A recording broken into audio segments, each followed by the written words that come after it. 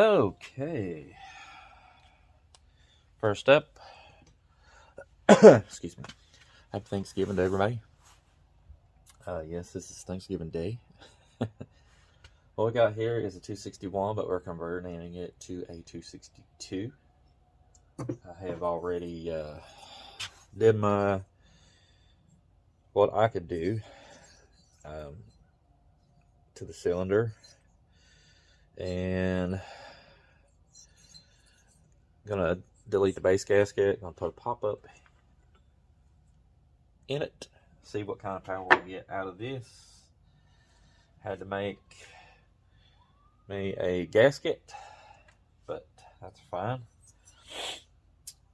It'll do. Hopefully it won't mess up the impulse hole here. I'll just be honest with you, with these things being factory the way they are, these things are pretty good the way they're built. If I had to put this in perspective, this is a hyped up 55 Husqvarna. This is what the 55 should have been, but it wasn't. Alright, let's go ahead and put the piston on. Let's get this thing together. Then I'm going to heat cycle this thing. Hopefully by the end of today, I'll be able to run it and tune it, listen to it, make sure there's no problems with it, make sure it's running really good.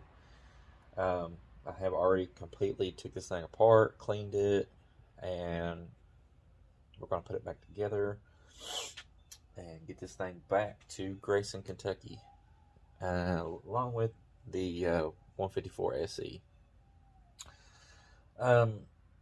Yeah, so let's just jump right in, shall we? Okay. Oops. A bit.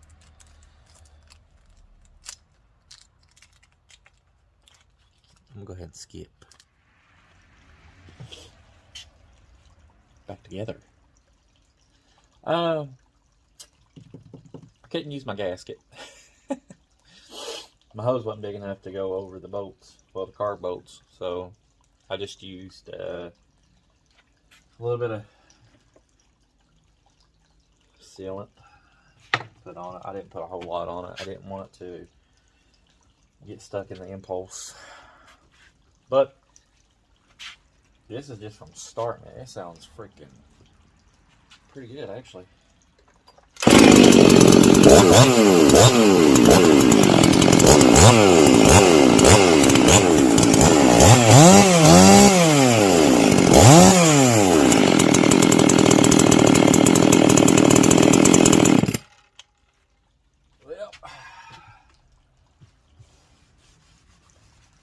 my little buddy's gonna be happy that this thing's back together and running.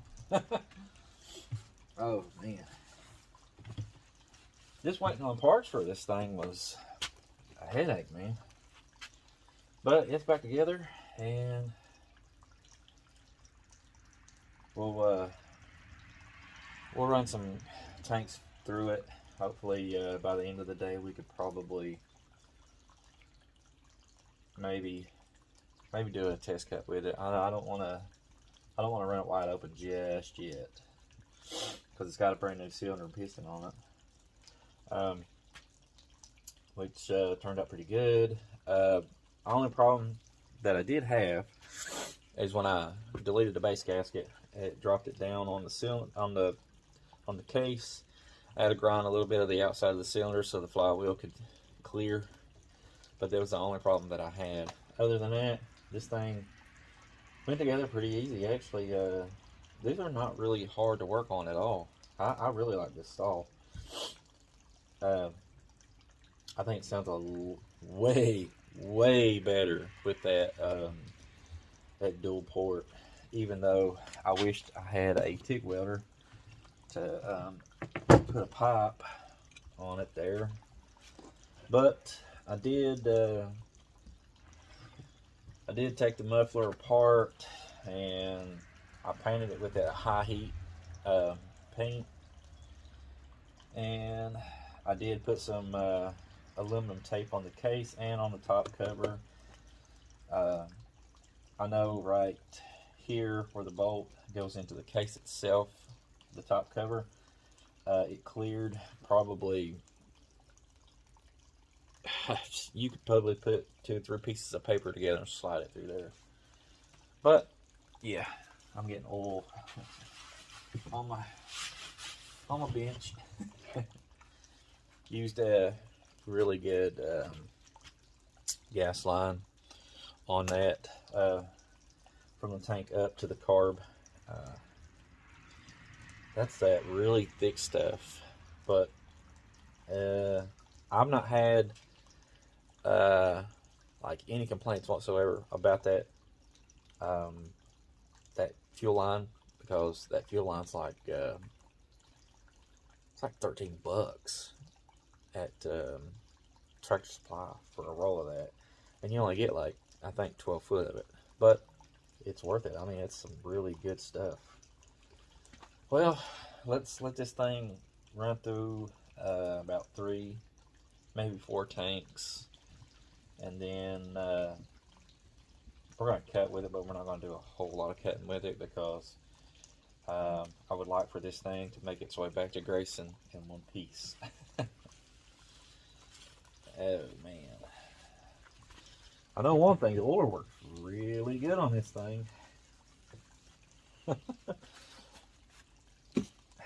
We'll come back after a while.